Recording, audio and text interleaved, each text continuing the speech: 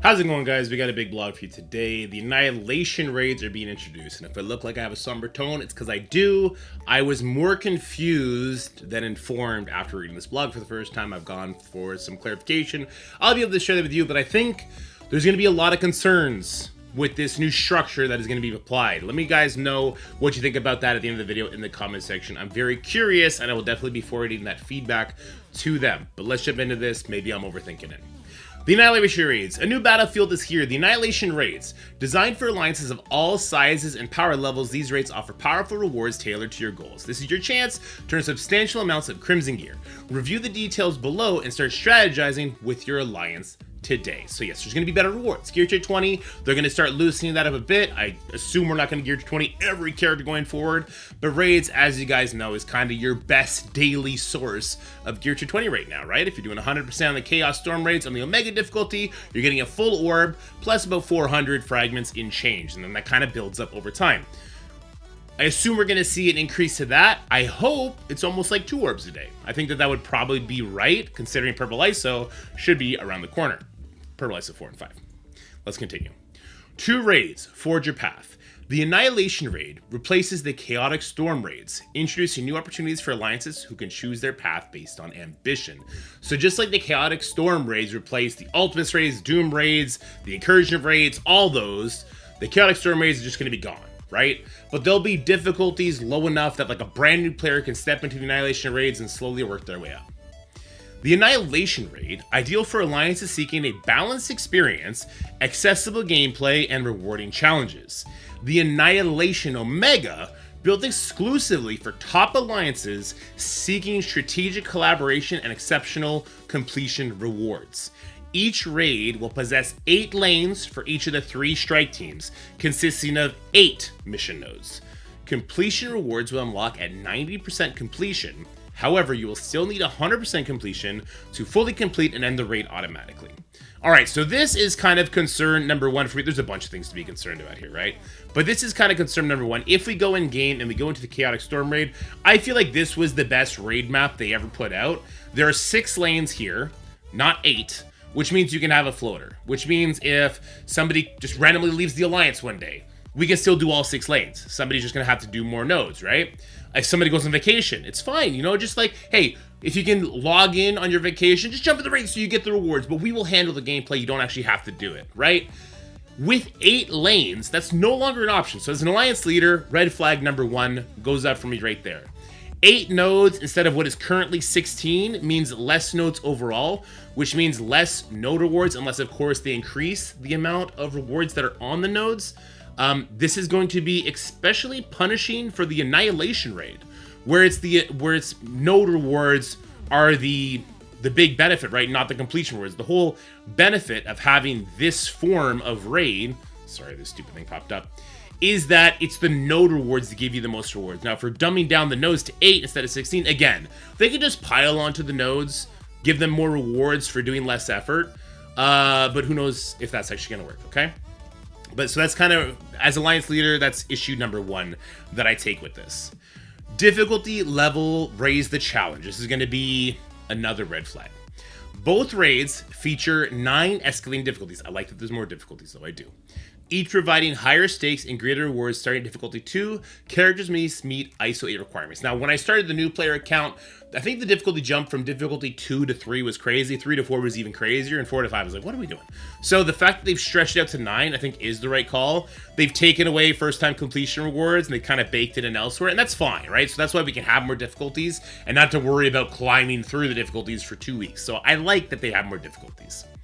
Each mission allows for individual difficulty selector, with the individual raid difficulty selector empowering every member of your alliance to contribute effectively. Now, this was confusing me, but I did get clarification. They are adding the individual raid difficulty selector to the Omega raids. This is not currently the case. Currently in the Omega raids, your alliance sets the difficulty, right? And that makes sense because unlike, actually we can go back in game here. If I go over to the Chaos Raids and we go into the non-Omega version, you can see the completion rewards, they're nothing, right? The completion rewards, that's not really a thing. It's all about the node rewards. And this is why the individual difficulty selector made sense here. They are adding it to the Omega difficulty. However, the main rewards on the Omega difficulty is still going to be completion. So here's how it's going to work, and I have no idea why they're doing this. Your alliance leader is still going to set the base difficulty, right? So if we set difficulty 7, we'll talk about why we would set difficulty 7 and not difficulty 8 or 9 in a little bit. If I set the difficulty at 7, my alliance players can change it to difficulty 8 or difficulty 9 for their individual nodes. That'll slightly increase the node rewards, and it'll also increase the seasonal points that they're contributing to that alliance leaderboard, right? Which is nothing. There's no reason to care about that alliance leaderboard at all until they put Gear 219 and a pretty meaningful amount of Gear 219 on there. It doesn't matter. So why put the individual raid difficulty selector on the Omega version when your alliance captain is still going to be setting the base? That's confusing to me, and we're going to see, I guess there's a reason why they're doing it in a little bit, but that's also confusing to me as to why it would matter. Anyway, so let's continue. So that's another red flag. This just doesn't make sense. I actually am really hyped on the idea of the individual raid difficulty selector. I wish that, here's the thing, because they're switching the raids to being 8 lanes, they could switch all the rewards to being in the nodes, right? And then your individual raid difficulty selector will play a bigger role there. And then they could just have a little bit in the completion rewards and you go from there. I'm just so confused as to why they would do this, why they think it matters, especially if that leaderboard is not being changed. But let's get into red flag number 3. Dynamic trait requirements. Starting at difficulty 3, mission feature trait requirements. So difficulties 3 to 6, origin traits for greater accessibility. So that's your skill, your bio, your tech, whatever, right? That's fine. Like earlier players who are doing difficulty 3 to 6, that's good for them. From 7 to 9, actually it says 6 to 9, there's specific team requirements. So difficulties 6 and 7, at these difficulties only, nodes that require the most recent team will also allow for the second most recent team of a specific origin trait. Example, sorry, my nose is itchy. Requires Hellfire Club or Extreme X-Men. I guess another version would be requires Night Stalkers and Bifrost. Requires Vigilante or Spider Society, right? So that would be for difficulties 6 or 7. For difficulties 8 and 9, requires the latest raid team of each origin trait. So that is your Vigilante, your Thunderbolts, your Hellfire Club is going to be available when these raids go live. Your Night Stalkers, no Odin, no Mephisto. You have to use Moon Knight now. Lots of players are going to feel away about that. Lots of players skipped Moon Knight. So right away, that's a red flag for a lot of players. Not for me. I have a different reason to have a red flag about this. And then it's Orcus. But we also know what Orcus is going to replace. So I got clarification that when the raid goes live, Orcus will be usable on difficulties 8 or 9. So that's good, right? Because on the Omega difficulty, you choose the base difficulty and you cannot go down on the individual difficulty selector. You can only go up, apparently. If Mutant is the first section of the lanes, you will have to do difficulty 6 or 7. If Mutant is the last section, you could do difficulty 9, because we have all those teams available, right? And then when Mutant comes, if you don't have the Hellfire Club yet, you could drop it down to 7 and use Extreme X-Men, but no Old Man Logan. You have to use Cyclops now. So big red flags, right? So it depends on the structure, how that's going to feel. But it goes further than that. Here we go. Dynamic lanes. Here's the big red flag for me. As new raid teams debut, they'll replace older teams in the 2 highest difficulties, keeping challenges fresh, dynamic, and aligned with the newest team strategy. That's a lot of words to say bullshit, in my opinion. Sorry for cussing. I'm trying to do this kumbaya thing lately, where I go play frisbee with my son instead of get mad about a video game. But let's indulge it for this video. Newer teams will be featured in 2 nodes in a lane. Complete teams will be necessary to finish a raid lane for the highest difficulties. What the hell happens with Orcus in September when the Insidious 6 team is starting to be released? Can I no longer use Orcus when the first offer for the first character, the Insidious 6, goes live? Or do they intelligently wait until the last member of the Insidious 6 team is released and then it happens? But let's go even further. So that would be like them being generous, right? like, I'm doing the highest difficulty, but now I can't because you just released a new team, even though I was doing it the day before. That's going to feel really bad for a lot of players, especially if tech is the first section all of a sudden, and then your whole alliance has to default down until everybody gets them. We have free-to-play players in the alliance. We have some spinners. We got some cores. Like, what's that going to be like? What are we doing here, right? But let's take it even a step further. Dynamic lanes, evolving challenges. You better change those nodes. Because if I'm doing difficulty 8 and 9 with my Orcus, and I am simming it, and I am just kicking ass, because I brought them to Professor X, right?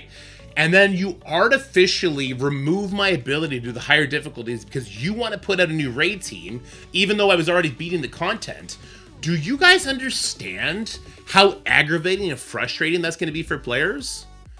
There's so many things that I think are huge misses here, and I really hope I'm reading into this wrong. You guys let me know, because I asked for a lot of clarification. I seem to be the only person who was on one side of this, but you guys let me know, because I'm not getting the best vibes from this. When the Chaotic Storms came out, I was super excited. I was like, oh, we're getting mini bosses. That's cool. We don't have mini bosses here, at least not defined out. We're getting less nodes. There's a difficulty selector. It doesn't make much sense. Like, I'm very confused as to why I should be excited about this and not dreading this. You guys let me know. Recommended strategy to maximize your rewards. Because difficulties 8 and 9 will require only the newest teams, we recommend instead that you choose difficulty 6 or 7, because you choose the base difficulty, and you can go up for more node rewards and season points, but not for better completion rewards, because the completion rewards in the mega difficulty will still be the best. And utilize the Annihilation raid map over the Omega map, as well as the individual raid difficulty selector. So is that what we're going to be better off doing? Is going to the Annihilation raid instead of the Omega raid, even for active alliances? This will help avoid missions that require teams that may not have fully unlocked yet, and help maximize rewards as the highest difficulties cannot be completed without the full team / new teams. Well, again, that's only kind of true, because if again, so if you have, well, it doesn't really matter, right? Because even if Hellfire is the first tag required or the last tag required, you're going to be blocked off completion rewards. Because if they're the last team required, yeah, I can start on difficulty 9, but I'm not going to be able to get to that 100% completion because they're going to be the last 2 nodes, right? Like, what? Okay. And if they're the first team, well, I have to start on difficulty 7, and then I guess I can go up and get a little bit more node rewards from the individual difficulty selector. What does that actually equate to, though, right? Oh, boy. Rewards. Grab plenty of gear from blue to crimson, especially gear to 20 based on your completion difficulty along the way. You'll also earn gold and T4 ability materials. Annihilation raids open soon. Don't miss the start of the Annihilation raids when the doors open on August 22nd. I have a lot of concerns, as I think I made pretty clear in this video. I think that there's a lot of missteps happening here. I think they had a really good structure with the Chaotic Storm raids, and the only reason why you would ever do this is if you literally can't counter your own team anymore, right? So, like, they should have made it so that the tech team loses, not they artificially get kicked out. And then, like, for the Mystic section, just say no mythical characters. Just be very blunt about it. Be real. Be like, hey, like, you know, like, Mystic section's kind of trash for us, because we always have to try and beat Mephistos and Odins and Nulls and all, and you know what? It's just not healthy for the future. So we're just saying no mythical characters. And I guess Null's not a mythical character, but I digress. And X and out as well. No Null here, like whatever. But the way they're going about this feels problematic. Feels problematic to me. Let me know what you guys think. Sorry for being all negative. I'm trying to be happy-go-lucky, and hopefully I'm reading into this wrong. We'll see what the rewards are in the near future. I'm sure we're going to have a playtest for it. Hopefully the nodes are fun. Hopefully this is... the problem with raids is that raids has always been a tag check, right?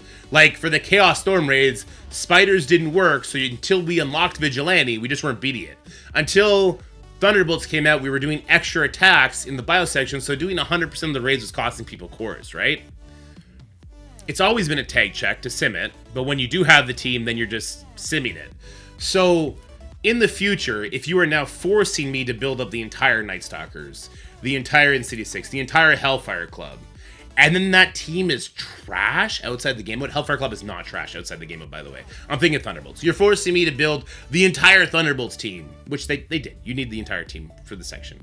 But then they're really bad outside the game mode. Like, what does that mean for future raid teams? Now, if they take the approach they did for Hellfire Club for all future raid teams, that's not a problem anymore, right? Because we get great use out of his Hazel with the Curse. He's a nightmare in Crucible. We get great use out of Rachel with the Immortal X-Men, and Shaw looks like he's a really good standing tank, and Emma looks like a really good partner for him, and she's got that amazing passive. So there's a lot of questions about the future of just this raid structure and raid teams in general that I definitely have that are not answered here, and I think that's why I'm kind of getting bad vibes. You guys let me know what you think about this. Don't let my demeanor sway you by any stretch of imagination. If you have some countervailing opinions, please let me know in the comment section below. If you have any concerns, also put that in the comment section below. I'll make sure that they get those and hopefully have even more clarification for everybody in the near future. For now, stay happy, stay healthy, have yourselves a wonderful day. I'll see you guys later. Bye, everybody.